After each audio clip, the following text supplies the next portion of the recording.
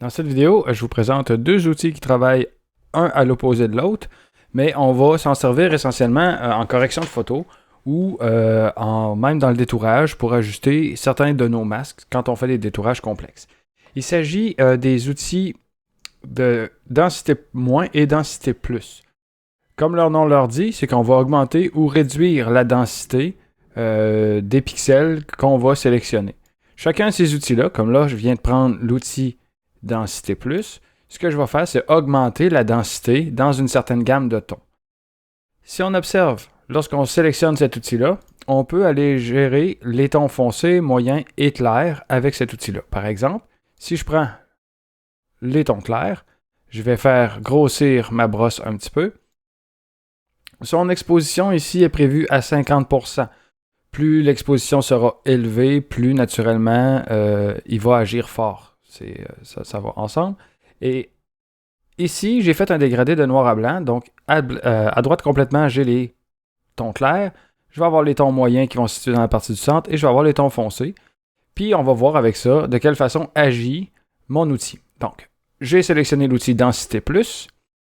Les tons clairs sont la gamme, c'est la gamme de couleurs sur laquelle je veux que ça agisse.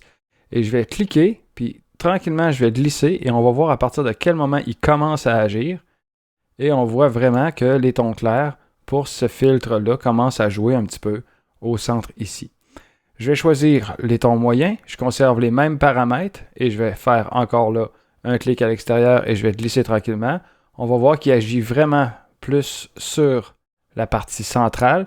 Puis quand on tombe dans les tons clairs, on voit qu'il agit plus vraiment et les tons foncés n'ont pratiquement pas été influencés.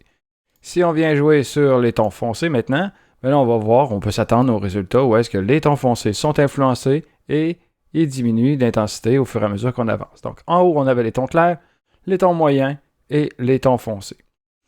J'ai fait un seul clic que j'ai maintenu pour faire d'un côté à l'autre, mais vous pouvez vous imaginer que là, ici, je suis maintenant rendu avec une zone de tons plus foncé. Mes tons moyens se sont déplacés un petit peu, puis mes tons clairs n'ont pas bougé. Donc, si je passe plusieurs fois, on va voir que ma ligne va tranquillement s'élargir. Puis à un moment donné, ben là, je vais tomber avec des espèces de défauts dans mon image qui vont apparaître. Mais ça, c'est tout à fait normal. À un moment donné, on arrive à une limite de l'outil. À l'inverse, nous avons l'outil densité moins. On peut faire le calcul rapidement qui va faire exactement l'inverse. Donc ici, densité moins dans mes tons clairs. Je vais grossir ma brosse encore une fois. Dans mes tons clairs, il va éclaircir mes tons clairs. Ici, il va éclaircir mes tons moyens. Et ici, il va éclaircir mes tons foncés. Là, on peut voir que là, il va vraiment créer des zones plus claires. Si je passe une deuxième fois, on va voir troisième, quatrième, cinquième. Mes tons deviennent moyens. Et là, si je viens jouer dans mes tons moyens, je vais les éclaircir. On se rapproche du ton clair. Donc, ça, si j'influence mon ton clair, je vais tranquillement crever vers le blanc. On se rend compte que le ton clair travaille très fort. Donc, on pourrait baisser ici son exposition autour du 20% si on voulait faire juste des petits ajustements dans mon image. Voilà, tranquillement. J'agrandis ma zone de ton clair. Donc, si vous avez une image un petit peu plus détaillée, une photo par exemple, je pourrais aller chercher n'importe quelle photo. On va voir que ça va agir exactement de la même façon. Il faut juste savoir déterminer s'il s'agit là de ton clair ou de ton foncé dans mon image.